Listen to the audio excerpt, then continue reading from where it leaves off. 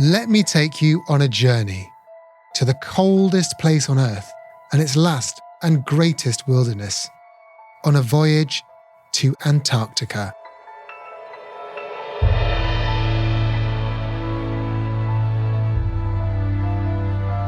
Hello and welcome to A Voyage to Antarctica, brought to you by the UK Antarctic Heritage Trust. I'm Alok Jha. Today, Dr. Lee Hickmott will be taking us up close and personal with Antarctica's most fearsome resident, the killer whale, which Lee calls the apex and most adept predator on the planet. Lee is a research scientist, zoologist and wildlife presenter who's co-authored and contributed to numerous scientific research papers. His killer whale research is featured in BBC documentaries including Frozen Planet 2 and Expedition Killer Whale. He's also acted as the on-location scientific advisor during the filming of other natural history series, including the Emmy Award-winning Animals Up Close, Killer Waves, Our Oceans on Netflix, and Sentient on Disney+. Lee's Antarctic research journey began in 2017, and he's returned each austral summer ever since. His research includes studies of 3 ecotypes of killer whales found along the Antarctic Peninsula's coast, with his core focus on pack ice killer whales.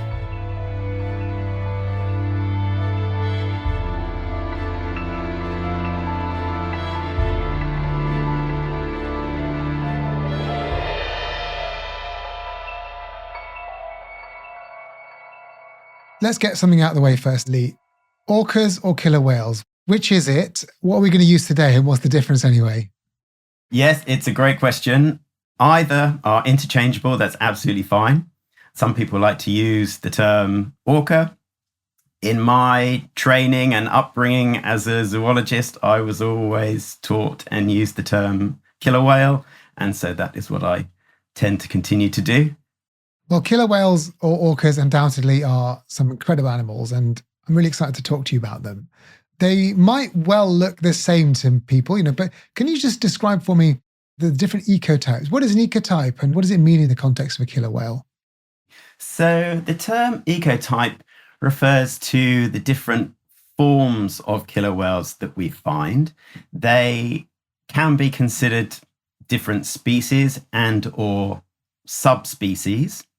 Currently, we identify one species, Orcinus orca, but there's clear evidence of what we call sympatric populations. So in the same areas, different types of killer whales behaving in very different ways to one another. They can differ in their size, in their diet, in their behavior, in their vocal repertoire, and importantly, in their genetics. And so actually, when colleagues have collected samples from these different, what we call ecotypes of killer whales, and analyze their genetics, we're able to see that there's been divergence between these different forms over many thousands of years, up to 700,000 years. So for some of them, it's only the trained eye that can tell them apart. So basically, we're talking about an almost different species of animal, but not quite. What is it about them that would make them actually different? If we take Antarctic killer whales as an example, we currently recognize 5 different ecotypes that live in the Southern Ocean. And they are termed type A, which is a large black and white form, very much like the typical killer whale people would consider and think of. Then we've got 2 B forms, and they're B1, which is the pack ice killer whale, and B2, a smaller form that looks quite similar to the pack ice killer whale.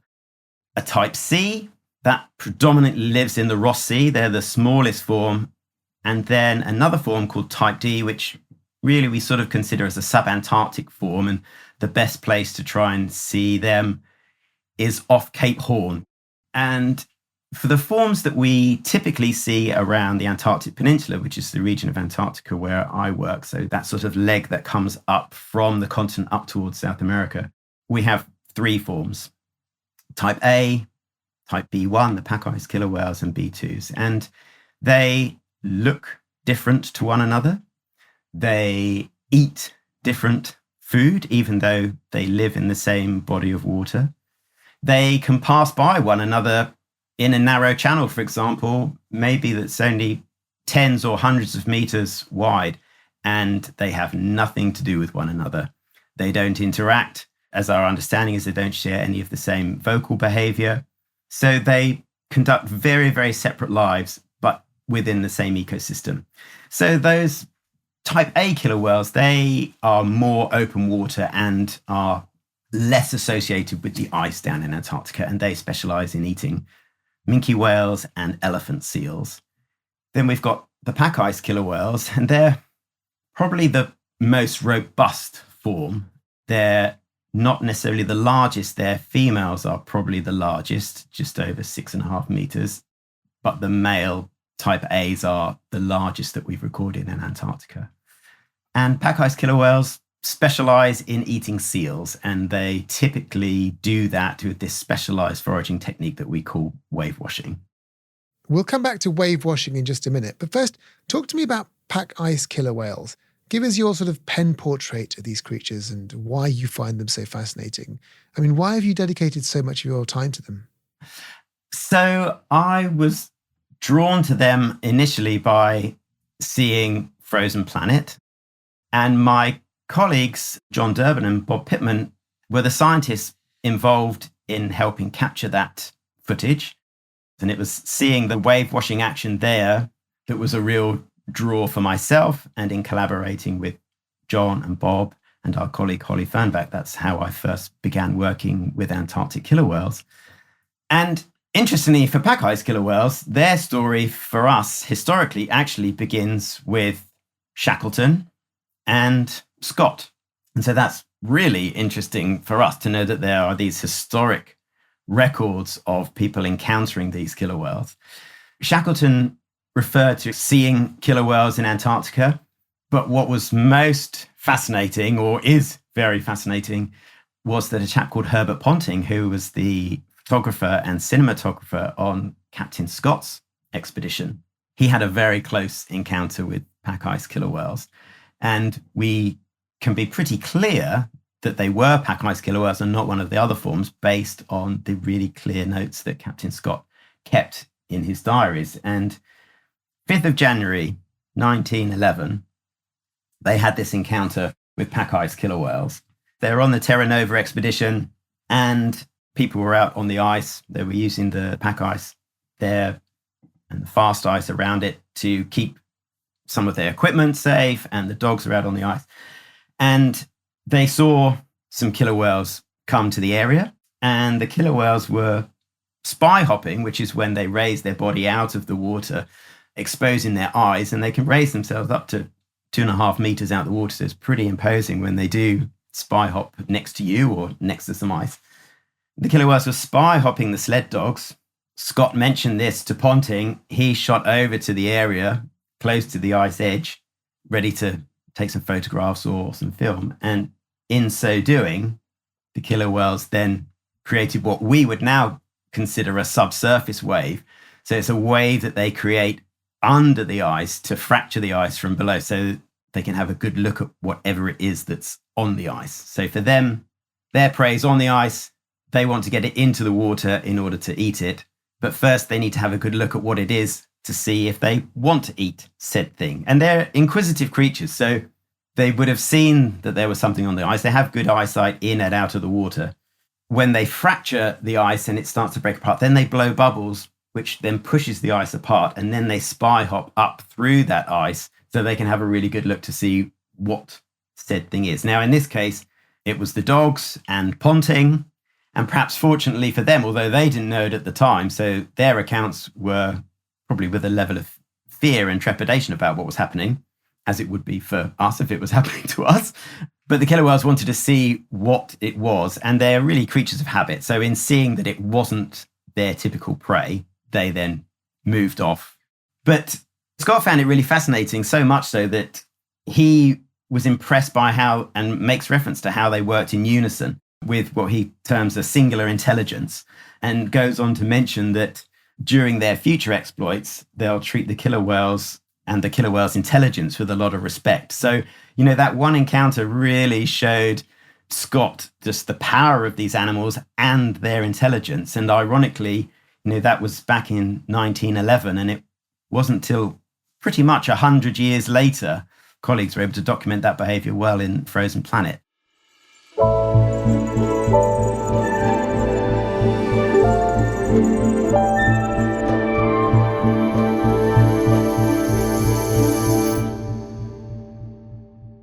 So, if you're in Antarctica and you see one of these pack ice killer whales, are they obvious from the way they look? And in terms of hunting and this sort of cooperating behavior that you've talked about the spy hopping, how impressive are they as animals that can get the things they need when they want them? They are incredibly adept predators. In fact, in terms of mammalian predators, when they're hunting Weddell seals, they're probably the most successful large mammalian predator on the planet. We think of African hunting dogs or painted dogs as being very successful with hunt successes of over 80, maybe up to 90%. Pack ice killer whales, when they find a Weddell seal, it's certainly over a 90% success rate. They are very, very efficient at, when they find a Weddell seal, making that seal their meal. Yeah, I mean, you can argue that I suppose they're much bigger than those things and better swimmers probably, but there's something more going on, isn't there, that allows them to have such a successful kill rate? Yeah, absolutely. And that's their culture. They're long-lived animals. The females are having a lifespan pretty much as similar as our own, so possibly living into their 80s, 90s. Males, about half that. Killer whales are what we call sexually dimorphic, so they appear different. Males are much larger than adult females. They have this large dorsal fin that's in the sort of 6 foot, approaching 2 meter length. And same with their pectoral flippers. They have those grow as the males mature. And it's these tight family units that the killer whales live in, where they're passing on information to their offspring, long-lived. So when they experience and have knowledge of things, they then take a lot of time whilst they're raising their offspring to teach their calves how to undertake these different approaches, give them the opportunity to watch, learn, repeat, follow mum. And sometimes these killer whale groups are in family units or pods or matrilines. So there may be one adult female and her adult daughters or sisters, for example. Pack ice killer whales are typically in quite small groups in the sort of 7 to 11 animal range. And you asked, can you tell them apart? If you were to witness the wave washing behavior or the spy hopping whilst they're foraging, so whilst they're foraging, they spread out through the pack ice and they spy hop as they swim along, looking onto the ice to see if they can find seals. When they do, then there's likely some sort of contact call that happens that brings the other pod members to that particular ice floe.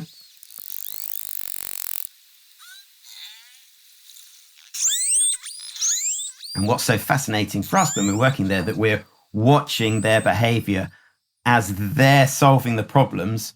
We're able to witness that ourselves and see how they're problem solving as different problems come up. So, for example, if they find a seal that's on a large piece of ice, then the first thing they want to do is get closer to that seal to tell what type of seal it is. So the way they do that is to create a subsurface wave that will fracture the ice, then blow bubbles to push that ice apart, spy hop next to it. If it's a seal they want to go for, then they may push that piece of ice out into open water, where then they can coordinate themselves to swim and wave wash, which is when they approach the piece of ice, they turn on their sides, they raise their bodies closer to the surface, and that creates a wave that then breaks pretty much straight on to the seal. So they're very, very targeted in what they're doing. And that wave is in the region of 4 to 5 feet high. This is different to the other wave they're creating from underneath the ice floe to break it. Absolutely. So, I mean, the way I consider it is that they're using water as a tool. You know, we talk about tool use in some animals and in some mammals and in some birds. Difficult when we think about it to do with killer whales because they're in this watery environment, but they're absolutely manipulating their environment. They're manipulating the water to use as a tool to conduct what they want to do, which is to get that seal into the water. So in wave washing the seal, they'll then wash the seal into the water. If it gets back out, or they allow it to get back out, because sometimes they want to tire the seal out before they end up consuming it or dispatching it and consuming it, they'll then for example, tip the piece of ice. They may sometimes bite pieces of ice off.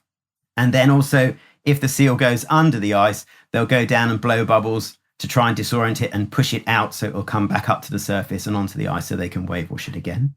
And why are they doing it multiple times? Why are they trying to do that?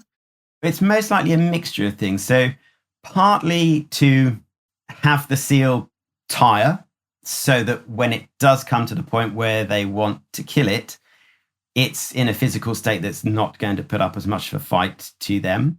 The other part of that is that we've got the learning, so the transmission of knowledge from the adults to the offspring. So by repeatedly allowing the seal to get back out and repeating the wave washing process, that's giving the other pod members the opportunity to hone their skill and learn from the adults in the group. And as a hunt progresses, sometimes some of the other adults might start to move off and start foraging elsewhere. But what's not uncommon, particularly when there are young calves around, is for the adults to remain there. And what they want to do is get hold of the hind flippers of the seal. They're looking to avoid the teeth and to a lesser extent the claws on the fore flippers, but certainly the teeth of the seal. So once they do have the seal in the water, which may take a number of waves, then one killer whale will move in and flank the seal. And as it turns towards that killer whale, it flips its hind flippers round, and there'll be another killer whale waiting immediately there to try and take hold of those hind flippers. And then we see it repeat.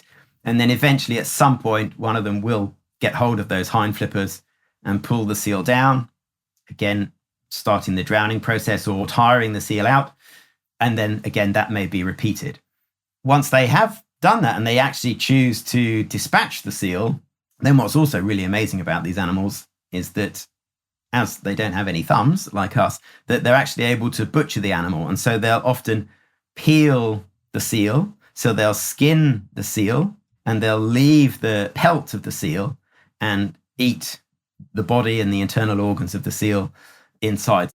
It's really fascinating. And to be able to be there and watch that problem solving happening is really amazing.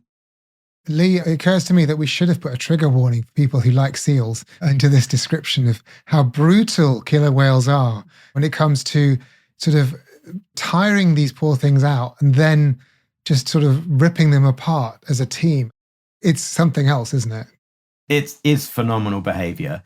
And I suppose the way we can try to soften it is if we think of the seals as sausages in this instance. Sausages. So the killer whales are accessing their sausage prey that's on the ice and, yes, taking advantage of this prey resource, which is amazing because they're taking a prey that is essentially out of the water and out of their habitat.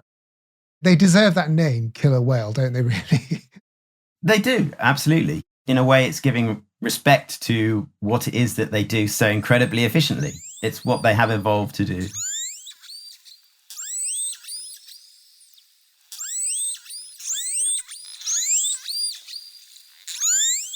The descriptions you've given about the pack ice killer whales, this is something you filmed for a series of the BBC's Frozen Planet 2. So the one that followed the one that got you into killer whales in the first place, which must have been quite an interesting experience to sort of get involved in that and to film it all. And you talked about wave washing and you filmed the wave washing, which became something quite popular on the internet. People loved seeing these pictures and learning about them. First of all, how did you get involved with Frozen Planet 2? And then what was that experience like of filming and also doing science at the same time while you're doing that? Where I was very fortunate that I started working in Antarctica in 2017, I was invited to join a US-led research team with my colleagues Holly Fernbach and John Durbin. And it was really in collaborating with them that I had the opportunity to become part of the Frozen Planet 2 team, as John had been involved in the first Frozen Planet series. And only a handful of us are able to identify this ecotype in the field when it's free swimming, let's say. So I had the chance to go down, and what was amazing for myself is that we were able to spend a long period of time in one study site, and so repeatedly find and follow and track and really document some particular pods And that gave a lot more insight into their success rate, the types of seals that they're hunting, what their foraging preferences were, who's leading the hunts, and do different pods have different preferences for different types of seals, and are their success rates different?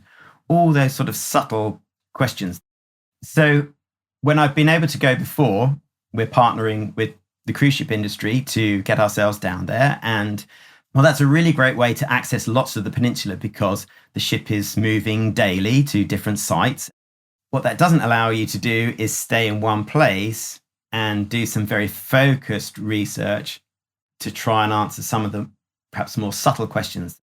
So partnering with them, the first thing is that you end up going on a much smaller vessel to Antarctica than a cruise ship. It's in the region of 8,000, just over nautical mile trip. So from RAF Bryce Norton to Ascension Island, that's about 8 hours on the plane, 2 hours on the tarmac there, then another 12 hours on to the Falkland Islands, and then make passage in a 20-meter sailboat across the Drake, which in a cruise ship, 2 days for us in that sort of 5-day region. And where we're heading is right down the peninsula to Adelaide Island and Marguerite Bay. And just not to skip over Drake Passage for listeners, I mean, this is not a forgiving sailboat cruise across the Mediterranean Sea, is it? This is famously one of the most horrendous journeys that even the explorers of 100 years ago, who were probably hard as nails, feared. Exactly. I think the best way I can describe it is the thought of putting yourself in a washing machine for 5 days and just toughing it out.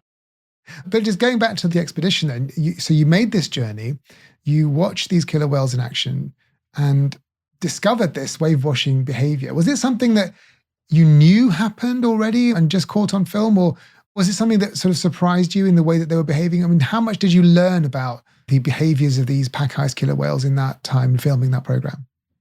It was known and documented, and that first documentation happened in 2009, other than what had been sort of anecdotally seen prior to that. But for us, it was to then go and take new tools, so gyro-stabilized cameras and drones, to bring the sort of intimacy and the drama of the killer whale pods and their hunting techniques to audiences in a different way. And ironically for us, bringing things like drones and those camera systems into our research has transformed what we can find out about the animals as well, particularly when we're looking at how coordinated the hunts are, who's taking up what position when they're wave washing, which animals are involved, which animals hang back, which when I'm there as a scientist, I'm there with my binoculars, trying to find the killer whales for the film team. I'm there with my camera ready to document the individuals. I've got my radio so that I'm coordinating the filming teams as well as liaising with the boat captain, because it may be that we see the killer whales a mile or more ahead of us through lots of pack and brash ice that we've got to then try and navigate our way through. So it's very slow progress for us, and yet very rapid. The killer whales breeze through it, no problem at all. And one of the tricks for us is that if we see a Weddell seal on ice, say a couple of miles ahead, so part of the thing is learning what these different seals like just from their silhouette. So if you see a Weddell seal on ice, you know that the killer whales, if they're foraging, are very likely at some point to find that seal. So you want to try and get yourself to that spot so that you're ready to document the behavior. And invariably, the killer whales make it there. The question is whether you've also made it there yourself. When you're doing this sort of triangulation to get to a seal, I mean, are you ever concerned that the killer whales are going to sort of accidentally knock your ships around because they're looking for food? How aware are they of you and the boats that you're on and other humans and things? Do they care? Do they try and avoid you? What happens? From our observations, I would say they absolutely don't care. So for us, typically, we're in a 20-meter steel hull sailboat because we can't be precious about our sailboats in Antarctica. You're there to push ice, scrape your way through ice in order to get where you need to get, mostly for your own safety, but also if we're following these animals, which may travel 100 plus miles a day. We're lucky if we can move through some of that habitat at about 4 knots. And it may be, for example, that the ice is so thick that we see them, but we see them leave and we just can't get to them. So we're in the large vessel most of the time. And then when we get to an area where the killer whales are then foraging, then we drop a small inflatable dinghy into the water. And then the film team, plus or minus me, normally I stay on the large ship coordinating what's happening. I mentioned this gyro stabilized camera. So that's about £500,000 worth of equipment that you're then handing down to one another into a tiny Zodiac, and then asking that camera system and its operator to head on over to some whales who are very adept at making large waves and splashing and all that sort of thing. And so mixing electronics with salt water. Not a good combo, is it? Yeah, exactly. So the first time that was happening for me, I was definitely mindful of, what exactly is going to happen here? What's great about taking that technology with us is that we've got really long lenses on those cameras. So we don't need to be up close and personal next to the animals in order to get very intimate shots of what they're doing, because we can be further away. But some of the animals, typically the young ones, can be inquisitive around the boat. And so you are mindful that their means of investigating something is to get it into the water so they can have a good look at it. So we do have to keep our wits about us that we don't affect the behavior that's happening, but also that some of the young animals in their play behavior, whilst adults are getting on with other things, don't start to spy hop around us a lot, show us a lot of interest. So that's where it's my job, as I read their behavior, to make sure teams move away. Hello, I'm Camilla Nichol, the Chief Executive of the UK Antarctic Heritage Trust. As a charity, we work to preserve and protect Antarctica's unique heritage. From the wreck of Shackleton's Endurance and the historic huts of the early pioneers to the amazing discoveries in climate science. Our mission is to inspire more people to discover, value and protect this precious wilderness. If you enjoy what you hear today, please do consider supporting us. You can share this podcast with others, or you could visit our website to make a donation. You can play a part in Antarctica's future by making a gift towards our conservation efforts. Visit ukaht.org or search for the UK Antarctic Heritage Trust. Thank you and enjoy the rest of the show.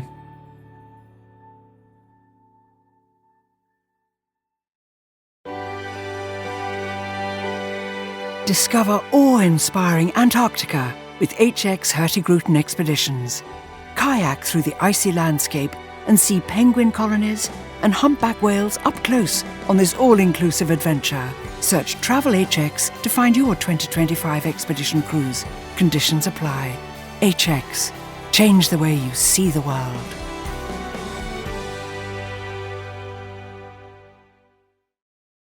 When you're examining and watching these whales, you talked about the markings around their eyes, the different shapes of their dorsal fins.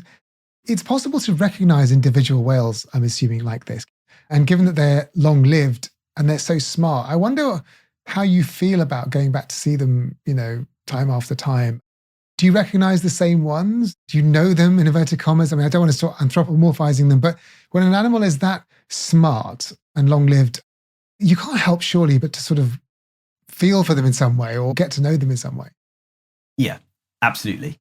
Despite the coldness of our training and how careful we are to keep ourselves separate from, as you say, anthropomorphizing these animals, you do end up recognizing individuals. I mean, that's part of our job, is that we need to recognize individuals, and we do that by basically paying very close attention to who they are and taking photographs of their dorsal fins, and particularly what's useful for us for pack ice killer whales, their eye patches. And the reason that's quite critical for us is that sometimes we might move into an area of pack or brash ice, which is where perhaps a large iceberg has completely kind of imploded and broken up into small pieces.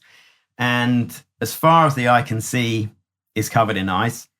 And what we've been able to show by the drone is that the killer whales moving through that will stop, blow some bubbles. So then the ice will part and they'll come up, breathe, spy hop, go back down, and then carry on. And they may not come up for a number of hundreds of meters or more. So we never see their dorsal fin. So it's important that we are taking pictures of their eye patches, which is unique to each individual. And it's just like taking photographs of you and I now. And if we came back in a year's time, you and I may have changed a little bit. We might have some new marks or a little bit different here, a little bit different there, but we would recognize that we are the same individuals. Do you name them as individuals? I mean, if you recognize them again and again, I wonder if you've got names for them. So very typically we use numbers. Yeah, that would be the scientific way to do it. Yeah, exactly. And then more recently, so we're also filming for the BBC Expedition Killer Whale. And what's been interesting for myself from that first time going down, partnering with the Frozen Planet 2 team, who did we find when we first got down there and started filming, but a killer whale that I now call Gertie. She has a very distinct dorsal fin, and she was in the first Frozen Planet, filmed in 2009. So then we're back in 2020, and who's the first pod that I find? Gertie and her offspring. So she's the matriarch of this pod. Of that particular pod. So her patch, her area really is that area around the gullet, around actually very close to Rothera Station as well, and forages in and around that area there. So actually close to Horseshoe Island where there's Base Y, and also Blakelock Island where there's a refuge there. So that's her patch, that's her area. So we can claim Gertie as ours then in that case, as the keeper of those bases. Very much so. That is her backyard where those bases are. And ironically, for an animal that perhaps is in the region of in her 40s, for example, maybe, or hasn't quite got there yet. So when I first encountered her, she was accompanied by a larger animal that we thought was a daughter or potentially a sister, and 2 calves. So definitely understanding who's related to who and whose calves belong to who is something that comes together after repeated encounters with the same or different pods. So when I went back after that first time in 2020 for Frozen Planet 2, when I went back the following year, it was apparent that Gertie was still with that same larger animal, but only 1 calf. So we had lost a calf during that time. And then as the years have progressed to where we are now, and then when we were filming Expedition Killer Whale, it's apparent that that potential daughter, who I thought, or sister, had a calf, wasn't in fact a daughter. She became a he. And that animal, as killer whale males, as they reach their teenage years, they are what we call sprouters. And that's when their dorsal fin suddenly starts to make a lot of rapid growth, and their pectoral fins as well. And that animal we call Kinzel because it has a sort of K shape to the back of its dorsal fin. And Kinzel's named after some mountains on the Arrowsmith Peninsula there, after an Austrian glaciologist. And that calf, the surviving calf, is called Georgie. George is named after George Washington Gibbs, who was the first African-American to set foot on the Antarctic continent in 1940. If we wanted to move away from numbers, we wanted to move to names that had some sort of significance for the area there. And you might ask, well, how come one's called Gertie then? Because I'm not sure of any Antarctic explorers or things who are named Gertie. And Gertie is the exception to that. And she actually is named after my grandmother, who was a mother of 10 and most definitely a very competent and skilled matriarch. As part of this series, we've spoken to Leilani Henry, who is the daughter of George Washington Gibbs Jr. And I wonder if she knows that one of the killer whales is named after her father. She absolutely will not know. Before I let you go, I'd just like to know, I mean, you clearly love killer whales and we can talk for hours about their behaviors. I'm just curious why you study them. What is it about killer whales that you're learning that kind of tells you about the ecosystem or the environment of Antarctica? What is it about that place that you learn from studying these animals? So the reason we study killer whales, the reason why they're a great study species for us for Antarctica is that they are apex predators. So they sit right at the top of the food chain in Antarctica. So by studying them, we get a sense of the health and well-being of the entire ecosystem and the food chain and food web that exists beneath them. So by studying these animals, getting a sense of what their population structure is and whether that population is changing, studying their body condition, for example. So we can look at how healthy they are. So if they're nice, fat, healthy whales, that gives us a sense that the carrying capacity of the ecosystem is doing well for themselves and the animals beneath them in the food web. If we see signs of nutritional stress in these killer whales, which we do see, then it gives us a sense of, okay, something's going on. Where else do we need to look in and around that food chain to understand why it might be happening, and then what the larger implications are for killer whales who sit right at the top of the food chain, all the way down to the building blocks, for example, the krill. And what have you noticed over your various expeditions in terms of the health of that ecosystem from studying these killer whales? For pack ice killer whales, we were able to pull together 10 years of data. And again, my colleague Holly led that analysis. And unfortunately, the trend that we see is a decline for the pack ice killer whale population around the peninsula. So the peninsula population is around 100 individuals, and that population seems to be in decline at around 5% per year. Now, when we think about these killer whales as we talk about different ecotypes, when we really dig down into that and we acknowledge them as separate, at the very least subspecies, if not species, then we're talking about a critically endangered animal. And a critically endangered animal that has one of the most developed and honed hunting techniques on the planet. So allowing that to go is something that's unimaginable to me. So one of our issues, of course, is climate change and the influence that is having on the ice and the quality of the ice. So we would typically go in January, that sort of mid-January to mid-February time. Well, in more recent years, we've had to shift that to going in November.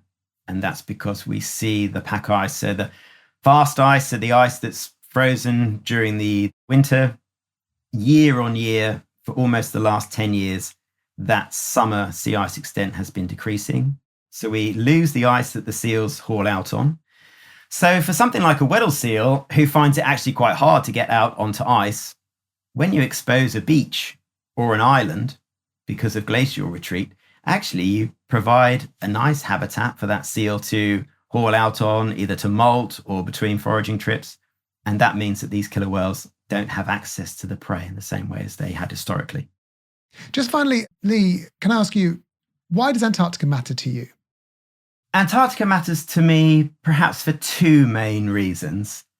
Firstly, because we're aware that Antarctica influences the world's ocean currents and climate and is therefore critical to the planet's well-being. And, I'm in awe of the incredible human endeavors, both historic and current, that have taught us about Antarctica's importance. And then secondly, for me personally, I'm constantly blown away by the sheer majesty of the place. It's breathtakingly beautiful, harsh and fragile at the same time. It's just such a privilege to visit and work there. And the land and seascapes change constantly and are otherworldly. And as you can tell from the way we've spoken, I find the wildlife absolutely captivating. And Antarctica just gets under your skin and, dare I say, into your soul like no other place. Lee, thank you so much for your time. It's been really wonderful talking to you. Thank you, Alok. Pleasure to chat with you.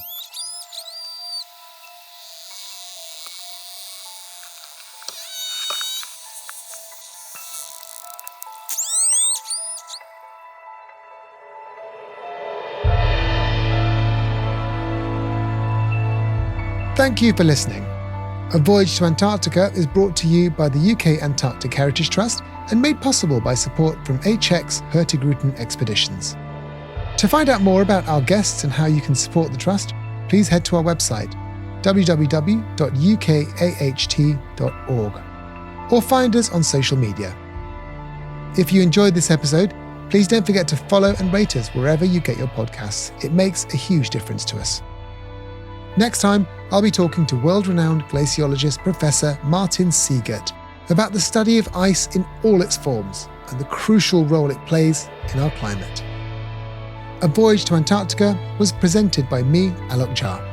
Theme music is by Alec Hughes, and editing and additional music is by James Stickland. The show is produced by Jessica Norman. See you next time.